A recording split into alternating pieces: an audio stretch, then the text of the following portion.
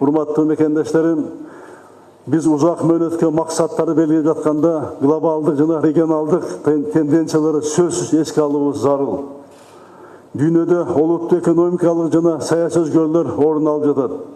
Алар Кыргызстандын өнүгүшүнө олуттуу таасир этет. Коңшу мамлекеттер, стратегиялык партнерубуз Россия менен достук мамилелердин өнүгүшүнө өзгөчө маани беребиз. Евразес жамааттык коопсуздук келишими, Шанхай кызматтык уюмдарына мүчө мамлекеттер менен ар тараптуу кызматташтыкты мындан ары да чындоо биздин стратегиялык максаттарыбызга кирет. Жакынкы коңшубуз Кытай Республикасы менен болгон мамилебизди жакында эле стратегиялык деңгээлге көтөрдүк. Улантабыз. Туркия, Япония, Корея, АКШ, Европа Кыргызстандын экс-президенти Роза Отунбаева E-Political сайтынын тизмеси боюнча гендердик саясат жүргүзүүдө дүйнөдөгү эң таасирлүү 100 инсандын катарына кирди.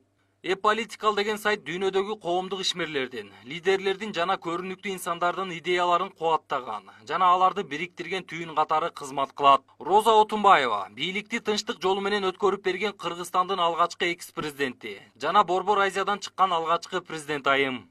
Сыйлыктары буга чейин ага тынчтык менен эл аралык коопсуздукту сактоого, демократияга кошкон салымы жана саясий ишмердиги үчүн Минерва 2015 эл аралык сыйлыгы берилген. Мындан сырткары Отунбаева 2012-жылы Евразия фондунун Bill Maines 2012 деген сыйлыгына татыган. 2011-жылы дүйнөнүн ар тарабынан тандалган 9 аялдын катарында Роза Отунбаевага Американын мамлекеттик департаменти уюштурган каарман аял эл аралык сыйлыгы да тапшырылган.